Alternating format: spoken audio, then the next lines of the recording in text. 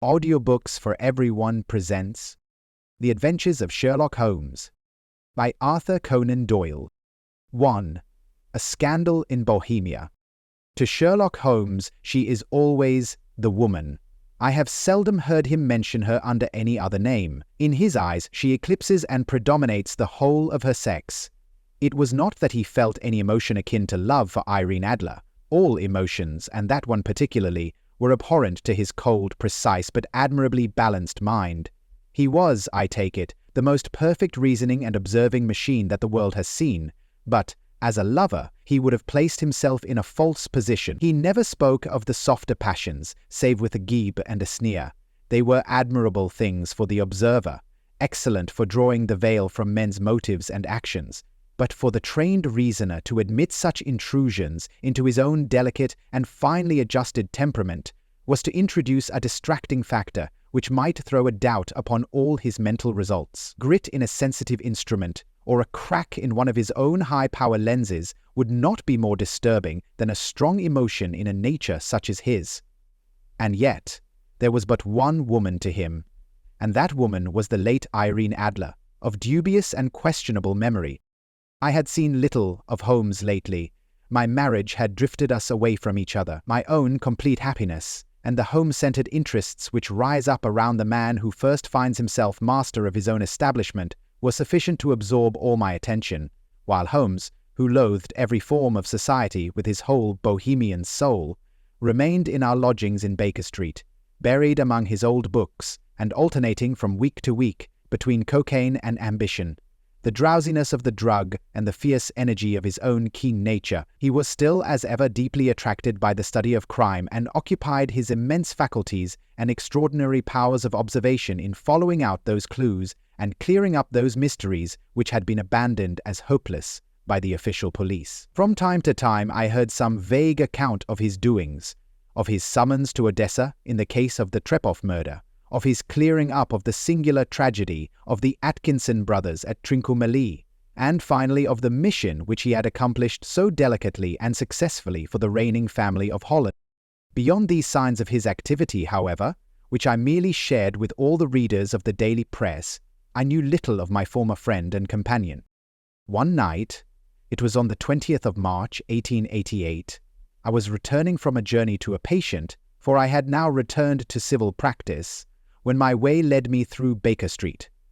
As I passed the well-remembered door, which must always be associated in my mind with my wooing and with the dark incidents of the study in scarlet, I was seized with a keen desire to see Holmes again and to know how he was employing his extraordinary power. His rooms were brilliantly lit, and, even as I looked up, I saw his tall, spare figure pass twice in a dark silhouette against the blind.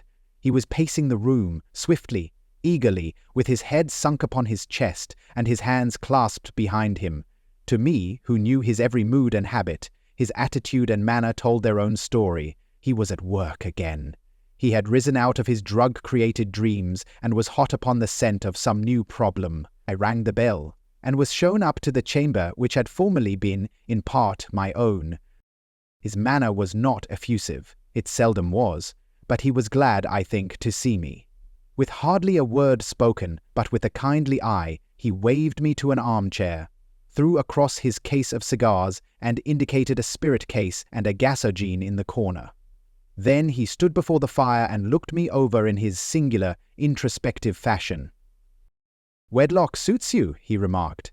"I think, Watson, that you have put on 7.5 pounds since I saw you." 7, I answered. "Indeed, I should have thought a little more. Just a trifle more, I fancy, Watson, and in practice again I observe you did not tell me that you intended to go into harness." "Then, how do you know?" "I see it. I deduce it. How do I know that you have been getting yourself very wet lately, and that you have a most clumsy and careless servant girl?" "My dear Holmes," said I, "this is too much. You would certainly have been burned had you lived a few centuries ago. It is true that I had a country walk on Thursday and came home in a dreadful mess, but as I have changed my clothes, I can't imagine how you deduce it. As to Mary Jane, she is incorrigible, and my wife has given her notice, but there, again, I fail to see how you work it out." He chuckled to himself and rubbed his long, nervous hands together. "It is simplicity itself," said he. "My eyes tell me that on the inside of your left shoe, just where the firelight strikes it, the leather is scored by 6 almost parallel cuts. Obviously, they have been caused by someone who has very carelessly scraped round the edges of the sole in order to remove crusted mud from it. Hence, you see, my double deduction that you had been out in vile weather and that you had a particularly malignant, boot-slitting specimen of the London slavey. As to your practice, if a gentleman walks into my rooms smelling of iodoform, with a black mark of nitrate of silver upon his right forefinger, and a bulge on the right side of his top hat to show where he has secreted his stethoscope, I must be dull indeed if I do not pronounce him to be an active member of the medical profession." I could not help laughing at the ease with which he explained his process of deduction. "When I hear you give your reasons," I remarked, "the thing always appears to me to be so ridiculously simple that I could easily do it myself, though at each successive instance of your reasoning I am baffled until you explain your process. And yet I believe that my eyes are as good as yours." "Quite so," he answered, lighting a cigarette and throwing himself down into an armchair. "You see, but you do not observe. The distinction is clear. For example, you have frequently seen the steps which lead up from the hall to this room." "Frequently." "How often?" "Well, some hundreds of times." "Then how many are there?" "How many? I don't know." "Quite so. You have not observed, and yet you have seen. That is just my point. Now, I know that there are 17 steps because I have both seen and observed. By the way, since you are interested in these little problems, and since you are good enough to chronicle one or two of my trifling experiences, you may be interested in this." He threw over a sheet of thick, pink-tinted notepaper which had been lying open upon the table. "It came by the last post," said he. "Read it aloud." The note was undated and without either signature or address. "There will call upon you tonight at 7:45, it said. "A gentleman who desires to consult you upon a matter of the very deepest moment. Your recent services to one of the royal houses of Europe have shown that you are one who may safely be trusted with matters which are of an importance which can hardly be exaggerated. This account of you we have from all quarters received. Be in your chamber then at that hour, and do not take it amiss if your visitor wear a mask." "This is indeed a mystery," I remarked. "What do you imagine that it means?" "I have no data yet. It is a capital mistake to theorize before one has data. Insensibly one begins to twist facts to suit theories, instead of theories to suit facts. But the note itself, what do you deduce from it?" I carefully examined the writing and the paper upon which it was written. "The man who wrote it was presumably well-to-do," I remarked, endeavoring to imitate my companion's processes. "Such paper could not be bought under half a crown a packet. It is peculiarly strong and stiff." "Peculiar? That is the very word," said Holmes. "It is not an English paper at all. Hold it up to the light." I did so, and saw a large E with a small g, a P and a large G with a small t woven into the texture of the paper. "What do you make of that?" asked Holmes. "The name of the maker, no doubt, or his monogram, rather." "Not at all. The G with the small t stands for Gesellschaft, which is the German for company. It is a customary contraction like our Co. P, of course, stands for Papier. Now, for the E. Let us glance at our Continental Gazetteer." He took down a heavy brown volume from his shelves. "Egelons. Here we are, Egria. It is in a German-speaking country, in Bohemia, not far from Carlsbad, remarkable as being the scene of the death of Wallenstein, and for its numerous glass factories and paper mills. Ha ha, my boy, what do you make of that?" His eyes sparkled, and he sent up a great blue triumphant cloud from his cigarette. "The paper was made in Bohemia," I said. "Precisely. And the man who wrote the note is a German. Do you note the peculiar construction of the sentence, 'This account of you we have from all quarters received'? A Frenchman or Russian could not have written that. It is the German who is so uncourteous to his verbs. It only remains, therefore, to discover what is wanted by this German who writes upon Bohemian paper and prefers wearing a mask to showing his face. And here he comes, if I am not mistaken, to resolve all our doubts." As he spoke, there was the sharp sound of horses' hooves and grating wheels against the curb, followed by a sharp pull at the bell. Holmes whistled. "A pair, by the sound," said he. "Yes," he continued, glancing out of the window. "A nice little brougham and a pair of beauties. 150 guineas apiece. There's money in this case, Watson, if there is nothing else." "I think that I had better go, Holmes." "Not a bit, Doctor. Stay where you are. I am lost without my Boswell, and this promises to be interesting. It would be a pity to miss it." "But your client—" "Never mind him. I may want your help, and so may he. Here he comes. Sit down in that armchair, Doctor, and give us your best attention." A slow and heavy step, which had been heard upon the stairs and in the passage, paused immediately outside the door. Then there was a loud and authoritative tap. "Come in," said Holmes. A man entered, who could hardly have been less than 6 feet 6 inches in height, with the chest and limbs of a Hercules. His dress was rich, with a richness which would in England be looked upon as akin to bad taste. Heavy bands of astrakhan were slashed across the sleeves and fronts of his double-breasted coat, while the deep blue cloak which was thrown over his shoulders was lined with flame-coloured silk and secured at the neck with a brooch, which consisted of a single flaming beryl. Boots, which extended halfway up his calves, and which were trimmed at the tops with rich brown fur, completed the impression of barbaric opulence which was suggested by his whole appearance. He carried a broad-brimmed hat in his hand, while he wore across the upper part of his face, extending down past the cheekbones, a black visored mask, which he had apparently adjusted that very moment, for his hand was still raised to it as he entered. From the lower part of the face, he appeared to be a man of strong character, with a thick, hanging lip and a long, straight chin, suggestive of resolution pushed to the length of obstinacy. "You had my note?" he asked, with a deep, harsh voice and a strongly marked German accent. "I told you that I would call." He looked from one to the other of us, as if uncertain which to address. "Pray take a seat," said Holmes. "This is my friend and colleague, Dr. Watson, who is occasionally good enough to help me in my cases. Whom have I the honor to address?" "You may address me as the Count von Kram, a Bohemian nobleman. I understand that this gentleman, your friend, is a man of honor and discretion, whom I may trust with a matter of the most extreme importance. If not, I should much prefer to communicate with you alone." I rose to go, but Holmes caught me by the wrist and pushed me back into my chair. "It is both or none," said he. "You may say before this gentleman anything which you may say to me." The Count shrugged his broad shoulders. "Then I must begin," said he, "by binding you both to absolute secrecy for 2 years. At the end of that time the matter will be of no importance. At present it is not too much to say that it is of such weight it may have an influence upon European history." "I promise," said Holmes. "And I." "You will excuse this mask," continued our strange visitor. "The august person who employs me wishes his agent to be unknown to you, and I may confess at once that the title by which I have just called myself is not exactly my own." "I was aware of it," said Holmes dryly.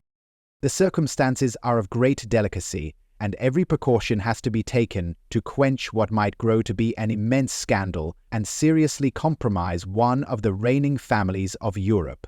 To speak plainly, the matter implicates the great house of Ormstein, hereditary kings of Bohemia."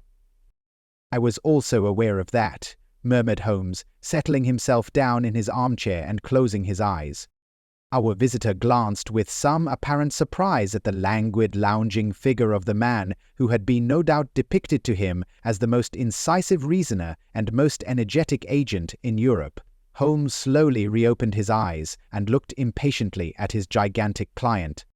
"If your Majesty would condescend to state your case," he remarked, "I should be better able to advise you." The man sprang from his chair and paced up and down the room in uncontrollable agitation. Then, with a gesture of desperation, he tore the mask from his face and hurled it upon the ground. "You are right," he cried. "I am the king. Why should I attempt to conceal it?" "Indeed," murmured Holmes. "Your Majesty had not spoken before I was aware that I was addressing Wilhelm Gottreich Sigismund von Ormstein, Grand Duke of Kassel-Felstein and hereditary King of Bohemia."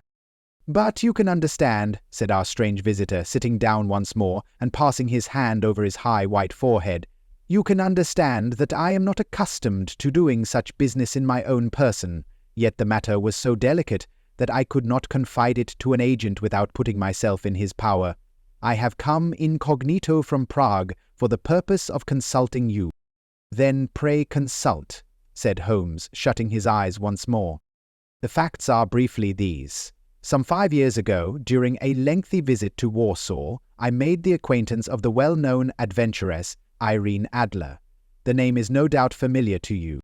"Kindly look her up in my index, Doctor," murmured Holmes without opening his eyes.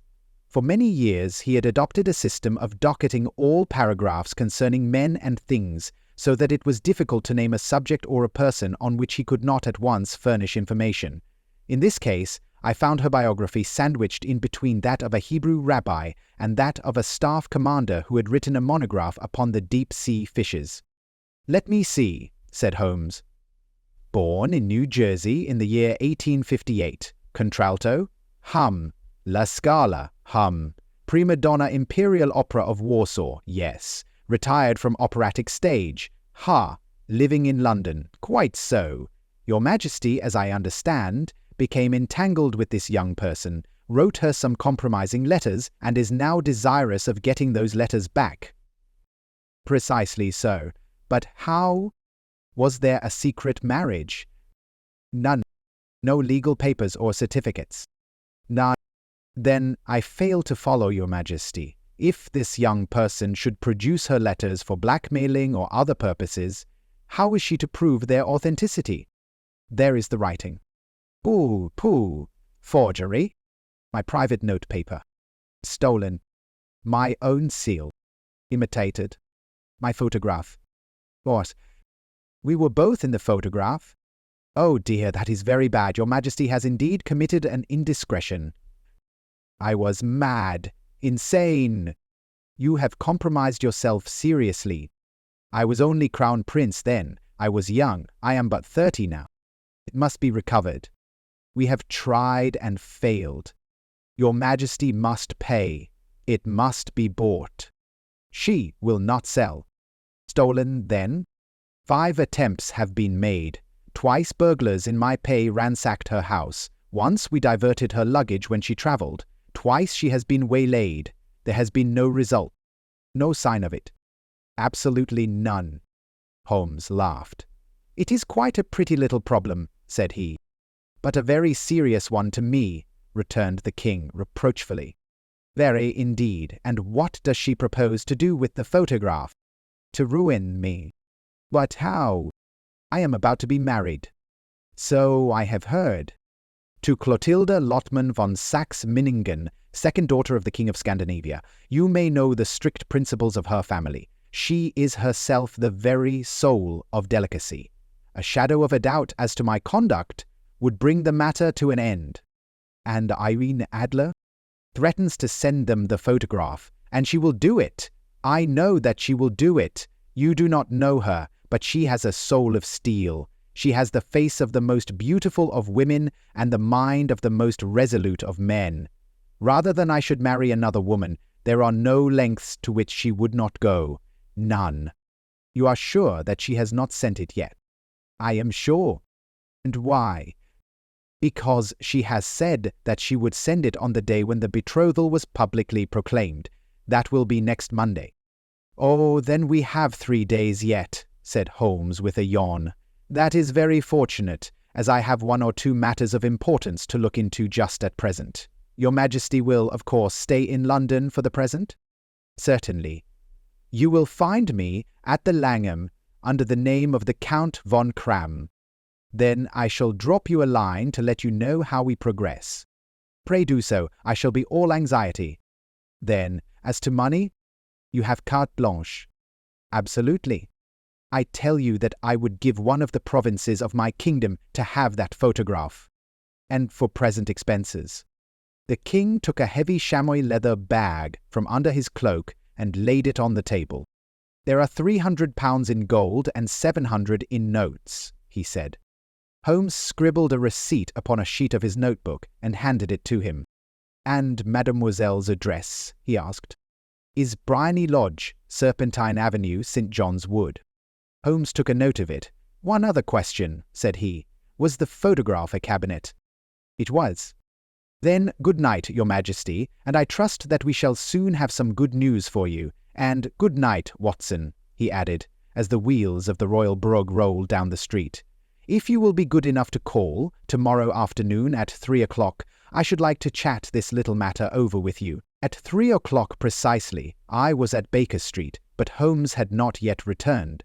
The landlady informed me that he had left the house shortly after 8 o'clock in the morning. I sat down beside the fire, however, with the intention of awaiting him, however long he might be. I was already deeply interested in his inquiry, for, though it was surrounded by none of the grim and strange features which were associated with the two crimes which I have already recorded, still, the nature of the case, and the exalted station of his client, gave it a character of its own. Indeed, apart from the nature of the investigation which my friend had on hand, there was something in his masterly grasp of a situation, and his keen incisive reasoning, which made it a pleasure to me to study his system of work, and to follow the quick, subtle methods by which he disentangled the most inextricable mysteries. So accustomed was I to his invariable success that the very possibility of his failing had ceased to enter into my head. It was close upon 4 before the door opened, and a drunken-looking groom, ill-kept and side-whiskered, with an inflamed face and disreputable clothes, walked into the room. Accustomed as I was to my friend's amazing powers in the use of disguises, I had to look 3 times before I was certain that it was indeed he. With a nod, he vanished into the bedroom, whence he emerged in 5 minutes, tweed-suited and respectable, as of old. Putting his hands into his pockets, he stretched out his legs in front of the fire, and laughed heartily for some minutes. "Well, really," he cried, and then he choked and laughed again until he was obliged to lie back, limp and helpless, in the chair. "What is it?" "It's quite too funny. I am sure you could never guess how I employed my morning, or what I ended by doing." "I can't imagine. I suppose that you have been watching the habits, and perhaps the house, of Miss Irene Adler?" "Quite so, but the sequel was rather unusual. I will tell you, however. I left the house a little after 8 o'clock this morning, in the character of a groom out of work. There is a wonderful sympathy and freemasonry among horsey men. Be one of them, and you will know all that there is to know. I soon found Briony Lodge. It is a bijou villa, with a garden at the back, but built out in front right up to the road, 2 stories. Chublock to the door, large sitting room on the right side, well furnished, with long windows almost to the floor, and those preposterous English window fasteners which a child could open. Behind there was nothing remarkable, save that the passage window could be reached from the top of the coach-house. I walked round it and examined it closely from every point of view, but without noting anything else of interest. I then lounged down the street and found, as I expected, that there was a mews in a lane which runs down by one wall of the garden. I lent the ostlers a hand in rubbing down their horses, and received in exchange 2d, a glass of half and half, 2 fills of shag tobacco, and as much information as I could desire about Miss Adler, to say nothing of 6 other people in the neighbourhood in whom I was not in the least interested, but whose biographies I was compelled to listen to. "And what of Irene Adler?" I asked.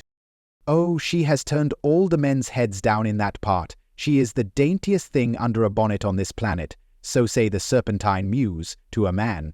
She lives quietly, sings at concerts, drives out at 5 every day, and returns at 7 sharp for dinner, seldom goes out at other times, except when she sings, has only 1 male visitor, but a good deal of him. He is dark, handsome, and dashing, never calls less than once a day, and often twice. He is a Mr. Godfrey Norton of the Inner Temple. See the advantages of a cabman as a confidant. They had driven him home 12 times from Serpentine Mews, and knew all about him. When I had listened to all they had to tell, I began to walk up and down near Briony Lodge once more, and to think over my plan of campaign. This Godfrey Norton was evidently an important factor in the matter. He was a lawyer. That sounded ominous. What was the relation between them, and what the object of his repeated visits? Was she his client? his friend, or his mistress? If the former, she had probably transferred the photograph to his keeping. If the latter, it was less likely. On the issue of this question depended whether I should continue my work at Briony Lodge or turn my attention to the gentleman's chambers in the temple. It was a delicate point, and it widened the field of my inquiry. I fear that I bore you with these details, but I have to let you see my little difficulties if you are to understand the situation. I am following you closely, I answered. I was still balancing the matter in my mind when a hansom cab drove up to Briony Lodge, and a gentleman sprang out. He was a remarkably handsome man, dark, aquiline, and moustached, evidently the man of whom I had heard. He appeared to be in a great hurry, shouted to the cabman to wait, and brushed past the maid, who opened the door with the air of a man who was thoroughly at home. Who was in the house about half an hour, and I could catch glimpses of him in the windows of the sitting-room, pacing up and down, talking excitedly and waving his arms. Of her I could see nothing. Presently he emerged, looking even more flurried than before. As he stepped up to the cab, he pulled a gold watch from his pocket and looked at it earnestly. "Drive like the devil," he shouted, "first to Gross and Hankey's in Regent Street, and then to the Church of St. Monica in the Edgware Road. Half a guinea if you do it in 20 minutes. Away they went, and I was just wondering whether I should not do well to follow them, when up the lane came a neat little landau, the coachman with his coat only half buttoned, and his tie under his ear, while all the tags of his harness were sticking out of the buckles. It hadn't pulled up before she shot out of the hall door and into it. I only caught a glimpse of her at the moment, but she was a lovely woman, with a face that a man might die for. "The Church of St. Monica, John," she cried, "and half a sovereign if you reach it in 20 minutes.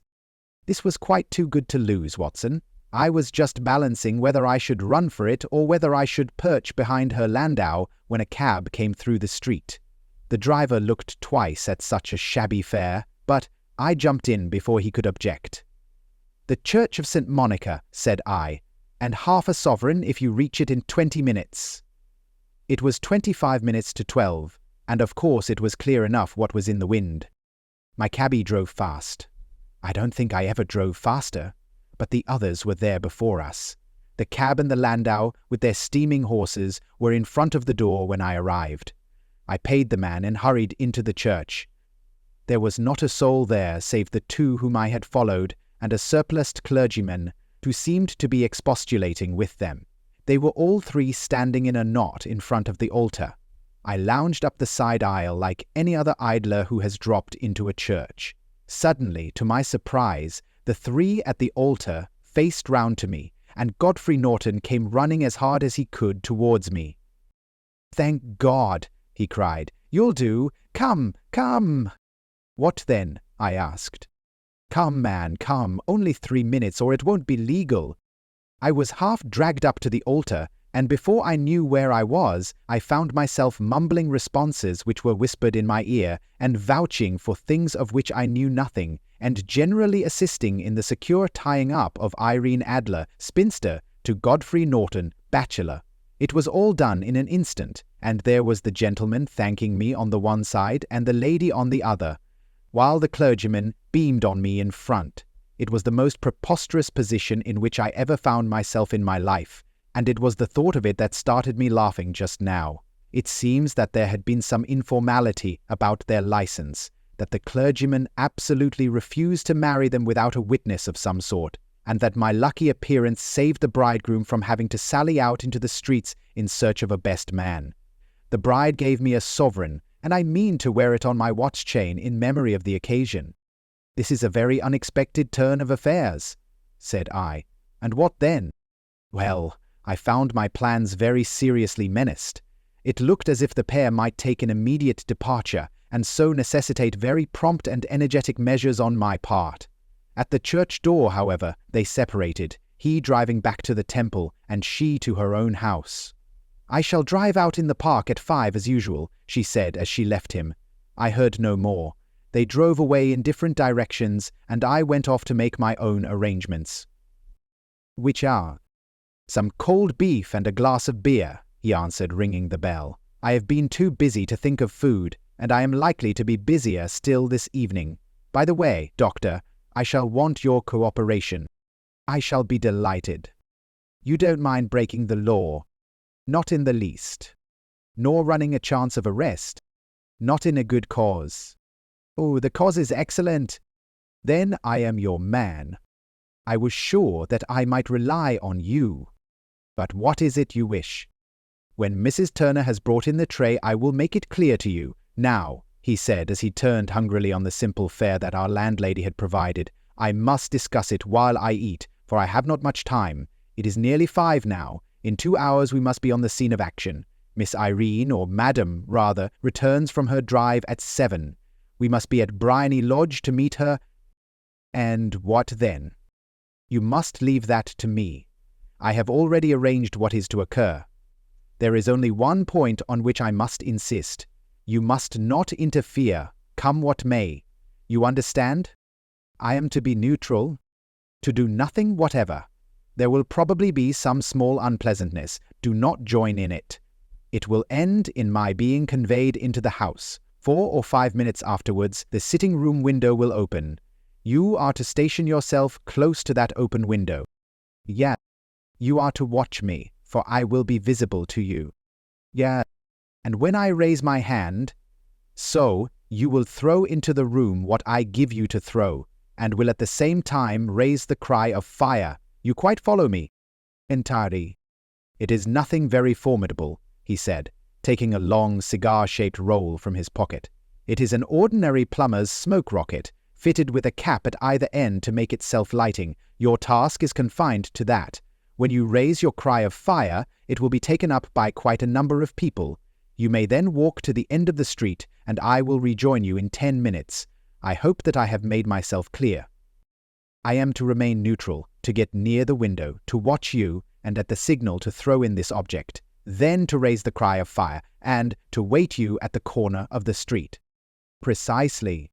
Then you may entirely rely on me. That is excellent. I think, perhaps, it is almost time that I prepare for the new role I have to play. He disappeared into his bedroom and returned in a few minutes in the character of an amiable and simple-minded nonconformist clergyman. His broad black hat, his baggy trousers, his white tie, his sympathetic smile, and general look of peering and benevolent curiosity were such as Mr. John Hare alone could have equalled. It was not merely that Holmes changed his costume. His expression, his manner, his very soul seemed to vary with every fresh part that he assumed. The stage lost a fine actor, even as science lost an acute reasoner when he became a specialist in crime. It was 6:15 when we left Baker Street, and it still wanted 10 minutes to the hour when we found ourselves in Serpentine Avenue. It was already dusk, and the lamps were just being lighted as we paced up and down in front of Bryony Lodge, waiting for the coming of its occupant. The house was just such as I had pictured it from Sherlock Holmes' succinct description, but the locality appeared to be less private than I expected. On the contrary, for a small street in a quiet neighborhood, it was remarkably animated. There was a group of shabbily dressed men smoking and laughing in a corner, a scissors grinder with his wheel, 2 guardsmen who were flirting with a nurse girl, and several well-dressed young men who were lounging up and down with cigars in their mouths. You see, remarked Holmes, as we paced to and fro in front of the house, this marriage rather simplifies matters. The photograph becomes a double-edged weapon now. The chances are that she would be as averse to its being seen by Mr. Godfrey Norton as our client is to its coming to the eyes of his princess. Now the question is, where are we to find the photograph? Where, indeed? It is most unlikely that she carries it about with her. It is cabinet size, too large for easy concealment about a woman's dress. She knows that the king is capable of having her waylaid and searched. 2 attempts of the sort have already been made. We may take it, then, that she does not carry it about with her. Where, then? Her banker or her lawyer. There is that double possibility, but I am inclined to think neither. Women are naturally secretive, and they like to do their own secreting. Why should she hand it over to anyone else? She could trust her own guardianship, but she could not tell what indirect or political influence might be brought to bear upon a businessman. Besides, remember that she had resolved to use it within a few days. It must be where she can lay her hands upon it. It must be in her own house. but it has twice been burgled. Pshaw, they did not know how to look. But how will you look? I will not look. What then? I will get her to show me. But she will refuse. She will not be able to, but I hear the rumble of wheels. It is her carriage. Now carry out my orders to the letter. As he spoke, the gleam of the side lights of a carriage came round the curve of the avenue. It was a smart little landau which rattled up to the door of Briney Lodge. As it pulled up, one of the loafing men at the corner dashed forward to open the door in the hope of earning a copper, but was elbowed away by another loafer, who had rushed up with the same intention. A fierce quarrel broke out, which was increased by the two guardsmen, who took sides with one of the loungers, and by the scissors grinder, who was equally hot upon the other side. A blow was struck, and in an instant the lady, who had stepped from her carriage, was the centre of a little knot of flushed and struggling men, who struck savagely at each other with their fists and sticks. Holmes dashed into the crowd to protect the lady, but, just as he reached her, he gave a cry and dropped to the ground, with the blood running freely down his face. At his fall, the guardsmen took to their heels in one direction and the loungers in the other, while a number of better-dressed people, who had watched the scuffle without taking part in it, crowded in to help the lady and to attend to the injured man. Irene Adler, as I will still call her, had hurried up the steps, but she stood at the top with her superb figure outlined against the lights of the hall, looking back into the street. "Is the poor gentleman much hurt?" she asked. "He's dead," cried several voices. "No, no, there's life in him," shouted another. "But he'll be gone before you can get him to hospital." "He's a brave fellow," said a woman. "They would have had the lady's purse and watch if it hadn't been for him. They were a gang, and a rough one, too. Ah, he's breathing now." "He can't lie in the street. May we bring him in, ma'am?" "Surely. Bring him into the sitting-room. There is a comfortable sofa. This way, please." Slowly and solemnly he was borne into Briney Lodge and laid out in the principal room, while I still observed the proceedings from my post by the window. The lamps had been lit, but the blinds had not been drawn, so that I could see Holmes as he lay upon the couch. I do not know whether he was seized with compunction at that moment for the part he was playing, but I know that I never felt more heartily ashamed of myself in my life than when I saw the beautiful creature against whom I was conspiring, or the grace and kindliness with which she waited upon the injured man. And yet it would be the blackest treachery to Holmes to draw back now from the part which he had entrusted to me. I hardened my heart, and took the smoke rocket from under my ulster. After all, I thought, we are not injuring her, we are but preventing her from injuring another. Holmes had sat up upon the couch, and I saw him motion like a man who is in need of air. A maid rushed across and threw open the window. At the same instant I saw him raise his hand, and at the signal I tossed my rocket into the room with a cry of "Fire!" The word was no sooner out of my mouth than the whole crowd of spectators, well-dressed and ill, gentlemen, ostlers, and servant-maids joined in a general shriek of "Fire!" Thick clouds of smoke curled through the room and out at the open window. I caught a glimpse of rushing figures, and a moment later the voice of Holmes from within, assuring them that it was a false alarm. Slipping through the shouting crowd, I made my way to the corner of the street, and in 10 minutes was rejoiced to find my friend's arm in mine and to get away from the scene of uproar. He walked swiftly and in silence for some few minutes, until we had turned down one of the quiet streets which lead towards the Edgware Road. "You did it very nicely, Doctor," he remarked. "Nothing could have been better. It is all right." "You have the photograph?" "I know where it is." "And how did you find out?" "Jean showed me, as I told you she would." "I am still in the dark." "I do not wish to make a mystery," said he, laughing. "The matter was perfectly simple. You, of course, saw that everyone in the street was an accomplice. They were all engaged for the evening." "I guessed as much." "Then, when the row broke out, I had a little moist red paint in the palm of my hand. I rushed forward, fell down, clapped my hand to my face, and became a piteous spectacle. It is an old trick, but also I could fathom. Then they carried me in. She was bound to have me in. What else could she do? And into her sitting-room, which was the very room which I suspected. It lay between that and her bedroom, and I was determined to see which. They laid me on a couch, I motioned for air, They were compelled to open the window, and you had your chance. How did that help you? It was all important. When a woman thinks that her house is on fire, her instinct is at once to rush to the thing which she values most. It is a perfectly overpowering impulse, and I have more than once taken advantage of it. In the case of the Darlington substitution scandal, it was of use to me, and also in the Arnsworth Castle business. A married woman grabs at her baby, an unmarried one reaches for her jewel box. Now it was clear to me that Our Lady of today had nothing in the house more precious to her than what we are in quest of. She would rush to secure it. The alarm of fire was admirably done. The smoke and shouting were enough to shake nerves of steel. She responded beautifully. The photograph is in a recess behind a sliding panel, just above the right bell pull. She was there in an instant, and I caught a glimpse of it as she half drew it out. When I cried out that it was a false alarm, she replaced it, glanced at the rocket, rushed from the room, and I have not seen her since. I rose, and making my excuses, escaped from the house. I hesitated whether to attempt to secure the photograph at once, but the coachman had come in, and as he was watching me narrowly, it seemed safer to wait. A little over-precipitance may ruin all. And now? I asked. Our quest is practically finished. I shall call with the king tomorrow, and with you if you care to come with us. We will be shown into the sitting room to wait for the lady, but it is probable that when she comes she may find neither us nor the photograph.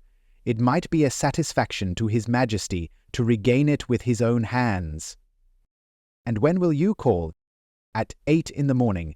She will not be up, so that we shall have a clear field. Besides, we must be prompt, for this marriage may mean a complete change in her life and habits. I must wire to the king without delay. We had reached Baker Street and had stopped at the door. He was searching his pockets for the key when someone passing said, "Good night, Mr. Sherlock Holmes." There were several people on the pavement at the time, but the greeting appeared to come from a slim youth in an ulster who had hurried by. "I've heard that voice before," said Holmes, staring down the dimly lit street. "Now, I wonder who the deuce that could have been." I slept at Baker Street that night, and we were engaged upon our toast and coffee in the morning when the King of Bohemia rushed into the room. "You have really got it," he cried, grasping Sherlock Holmes by either shoulder and looking eagerly into his face. "Not yet. But you have hopes?" "I have hopes." "Then come, I am all impatience to be gone." "We must have a cab." "No, my brougham is waiting." "Then that will simplify matters." We descended and started off once more for Briony Lodge. "Irene Adler is married," remarked Holmes. "Married? When?" "Yesterday." "But to whom?" "To an English lawyer named Norton." "But she could not love him." "I am in hopes that she does." "And why in hopes?" "Because it would spare your Majesty all fear of future annoyance. If the lady loves her husband, she does not love your Majesty. If she does not love your Majesty, there is no reason why she should interfere with your Majesty's plan." "It is true. And yet, well, I wish she had been of my own station. What a queen she would have made." He relapsed into a moody silence, which was not broken until we drew up in Serpentine Avenue. The door of Briony Lodge was open, and an elderly woman stood upon the steps. She watched us with a sardonic eye as we stepped from the brougham. "Mr. Sherlock Holmes, I believe," said she. "I am Mr. Holmes," answered my companion, looking at her with a questioning and rather startled gaze. "Indeed. My mistress told me that you were likely to call. She left this morning with her husband by the 5:15 train from Charing Cross for the Continent." "What?" Sherlock Holmes staggered back, white with chagrin and surprise. "Do you mean that she has left England?" "Never to return." "And the papers?" asked the king hoarsely. "All is lost." "We shall see." He pushed past the servant and rushed into the drawing-room, followed by the king and myself. The furniture was scattered about in every direction, with dismantled shelves and open drawers, as if the lady had hurriedly ransacked them before her flight. Holmes rushed at the bell pull, tore back a small sliding shutter, and, plunging in his hand, pulled out a photograph and a letter. The photograph was of Irene Adler herself in evening dress. The letter was superscribed to Sherlock Holmes-esque, to be left till called for. My friend tore it open, and we all three read it together. It was dated at midnight of the preceding night and ran in this way. My dear Mr. Sherlock Holmes, you really did it very well. You took me in completely. Until after the alarm of fire I had not a suspicion, but then, when I found how I had betrayed myself, I began to think. I had been warned against you months ago. I had been told that, if the king employed an agent, it would certainly be you, and your address had been given me. Yet, with all this, you made me reveal what you wanted to know. Even after I became suspicious, I found it hard to think evil of such a dear, kind old clergyman. But, you know, I have been trained as an actress myself. Male costume is nothing new to me. I often take advantage of the freedom which it gives. I sent John, the coachman, to watch you, ran upstairs, got into my walking clothes, as I call them, and came down just as you departed. Well, I followed you to your door, and so made sure that I was really an object of interest to the celebrated Mr. Sherlock Holmes. Then I, rather imprudently, wished you good night and started for the temple to see my husband. We both thought the best resource was flight when pursued by so formidable an antagonist. So you will find the nest empty when you call tomorrow. As to the photograph, your client may rest in peace. I love and am loved by a better man than he. The king may do what he will without hindrance from one whom he has cruelly wronged. I keep it only to safeguard myself, and to preserve a weapon which will always secure me from any steps which he might take in the future. I leave a photograph which he might care to possess, and I remain, dear Mr. Sherlock Holmes, very truly yours, Irene Norton, née Adler. What a woman! Oh, what a woman! Cried the King of Bohemia, when we had all three read this epistle. Did I not tell you how quick and resolute she was? Would she not have made an admirable queen? Is it not a pity that she was not on my level? From what I have seen of the lady, she seems indeed to be on a very different level to your Majesty, said Holmes coldly. I am sorry that I have not been able to bring your Majesty's business to a more successful conclusion. On the contrary, my dear sir, cried the king, nothing could be more successful. I know that her word is inviolate. The photograph is now as safe as if it were in the fire. I am glad to hear your Majesty say so. I am immensely indebted to you. Pray tell me in what way I can reward you. This ring— he slipped an emerald snake ring from his finger and held it out upon the palm of his hand. Your Majesty has something which I should value even more highly, said Holmes. You have but to name it. This photograph. The king stared at him in amazement. Irene's photograph, he cried. Certainly, if you wish it. I thank your Majesty. Then there is no more to be done in the matter. I have the honor to wish you a very good morning. He bowed, and turning away without observing the hand which the king had stretched out to him, he set off in my company for his chambers. And that was how a great scandal threatened to affect the kingdom of Bohemia, and how the best plans of Mr. Sherlock Holmes were beaten by a woman's wit. He used to make merry over the cleverness of women, but I have not heard him do it of late, and when he speaks of Irene Adler, or when he refers to her photograph, it is always under the honorable title of the woman